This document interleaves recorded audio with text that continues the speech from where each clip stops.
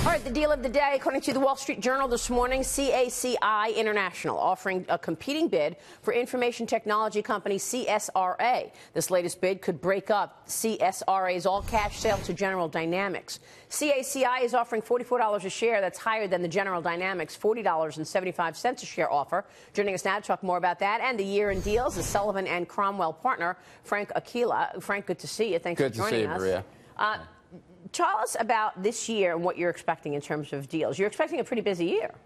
It's clearly going to be a very busy year. I think it's already been an extremely busy quarter.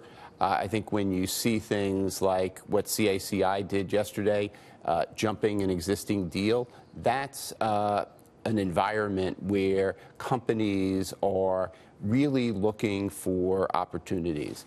And there are not that many opportunities in a lot of spaces. So there's going to be a lot of competition for deals in sectors.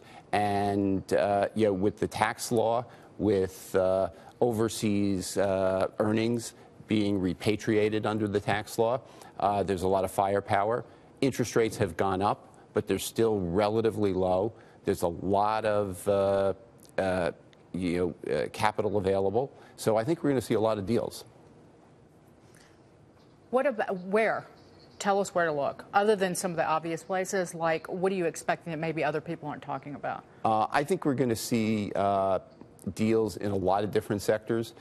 Clearly, banking is probably the sector where we'll see the least amount of transactions, just because of a lot of the legislation and the regulation there, but I think we still will see some deals there.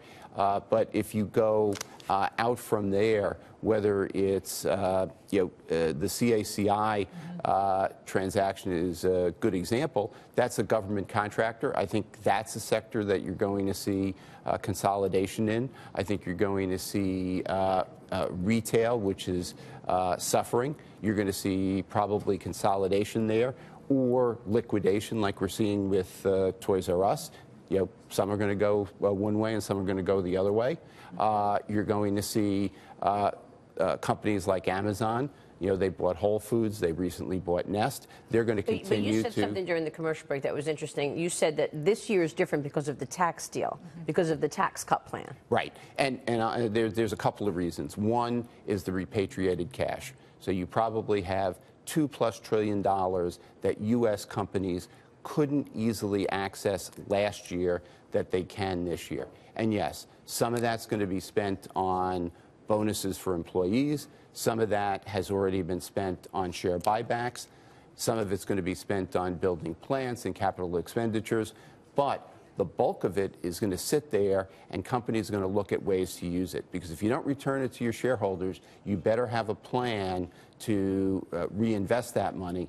And if you're not building new capacity, you're going to do something like an acquisition. I think one of the interesting things that we were talking about at the break as well is that there's a huge change in public support for mergers. It was, for a while there was this huge outcrying saying, AT&T might be in a monopoly, or this, the people would not support these deals. And now people, I think, are getting excited and looking at them as positives where we haven't seen that before. Why do you think that difference is? Well, first of all, in the old days, and I've been doing M&A for a long, long time, it used to mean, okay, now I can close 2 or 3 plants.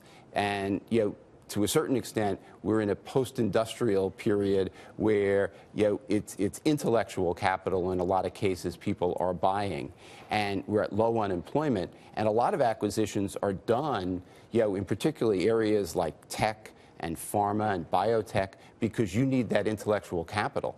So they're not doing these acquisitions to fire people. They're doing these acquisitions because they need these people. And so you're not seeing the hue and cry because you're going to fire 10,000 people. You're actually doing this to grow so you can compete against European and Asian companies. Real quick, Frank, has the ruling on the Broadcom purchase of Qualcomm, do you think that sufficiently discourages overseas companies from moving into the U.S. and trying to make a big acquisition if it looks like they wouldn't get approval from the Committee on Foreign Investment in the U.S.? Hopefully not. We'll have to see if that's a one-off. But I think what the concern is that I have is if a U.S. company goes to do an acquisition overseas, even if it's not in Asia, does MOFCOM, which is the Chinese regulator, suddenly, as a retaliatory move, stop a U.S. company from making an acquisition? So that's the concern that I think we have to have, and we'll have to see. Because you can't, in these situations, make one move and not expect some sort of reaction. So. Same thing I wondered, and I know you can't go into AT&T, but we got the AT&T trial beginning this week. If that doesn't go through, is that a litmus test for other deals in media? I think that's the concern in any of these situations, which is why I always say, let's keep it back to the basics, which is if it's an antitrust regulator, go on pure antitrust principles. If it's CFIUS, my only real issue with Qualcomm Broadcom was they should have waited till a deal was signed up, if there was ever going to be a deal signed up, and let it go through the process. Well, if you're Broadcom, don't tip your hat about we're going to treat Qualcomm like a private equity investor. I mean, they kind of laid out the case for CFIUS. Right. Yeah. They should have allowed the whole process to go through.